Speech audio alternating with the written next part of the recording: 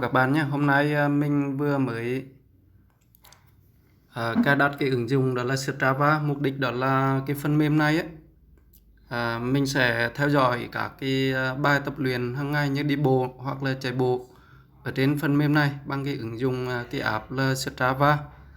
Đó, các bạn có thể tìm cái Strava này trên cái CH Play hoặc là App Store nhé. Đấy. Các bạn gõ tìm chữ là Strava. Đó. Strava thì đây là mình đã cài đặt cái Strava này rồi. Đó, cái ứng dụng này rồi. Thì ở đây nếu nó có cái chức năng cập nhật thì các bạn cập nhật nó lên. Đấy, cập nhật lên. Đấy, ok, đã cập nhật thành công đấy nhá. Rồi có thể là bình luận hoặc là ok, tốt đi.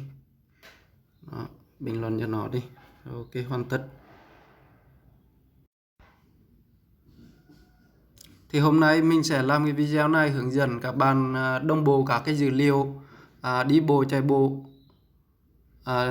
từ cái Samsung Health lên cái phần mềm Strava này, tức là nó sẽ đồng bộ từ cái Samsung Health này. Đối với Samsung Health này ấy, thì các bạn đã từng là xài cái điện thoại, các bạn hiện đang xài cái điện thoại Samsung thì nó có chức năng này, có cái app theo dõi này, và các bạn rất tiện cho các bạn dùng cái Samsung Watch, tức là cái đồng hồ thông minh ấy, để chạy bộ ở trên đó. Thì sau khi chạy bộ đồng bộ từ cái đồng hồ về cái phần mềm của cái Samsung Health này thì các bạn sẽ đồng bộ cái dữ liệu Samsung Health này qua cái Strava. Strava thì ở đây Strava có rất là nhiều cái hay đó là các bạn có thể tìm kiếm được các cái club, các cái câu lạc bộ chạy bộ ở trên cái khu vực, quanh khu vực mà các bạn đang sinh sống ấy.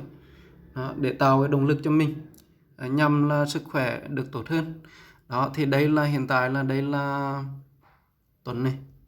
Ví dụ ngày hôm nay Tuấn mới chạy được 0,13 km này ở cái đường này, đường nào đấy. Đó thì nó sẽ hiển thị lên ở đây.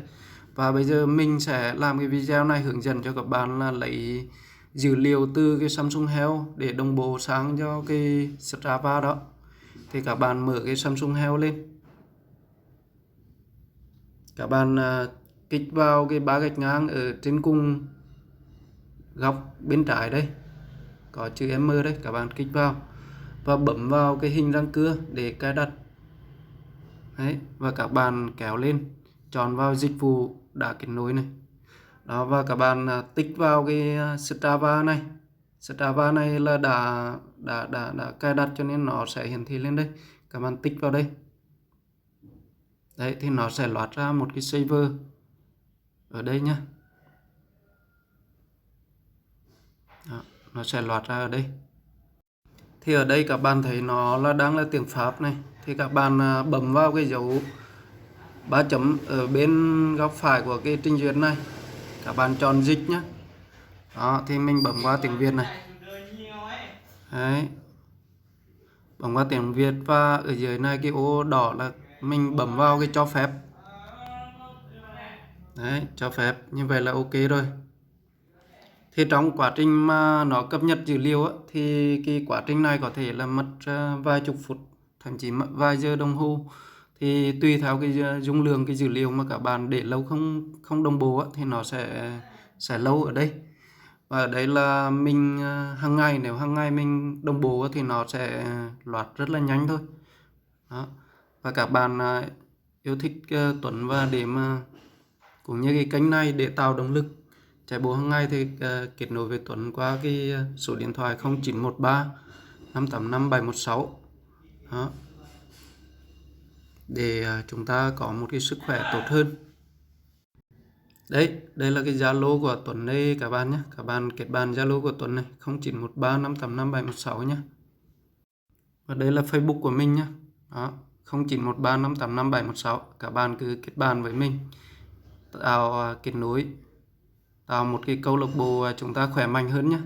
Rồi, xin chào và cảm ơn các bạn đã quan tâm cái video này. Hy vọng rằng là rất là bổ ích cho các bạn trong các buổi tập cũng như tham gia các cái câu lạc bộ, các cái giải chạy.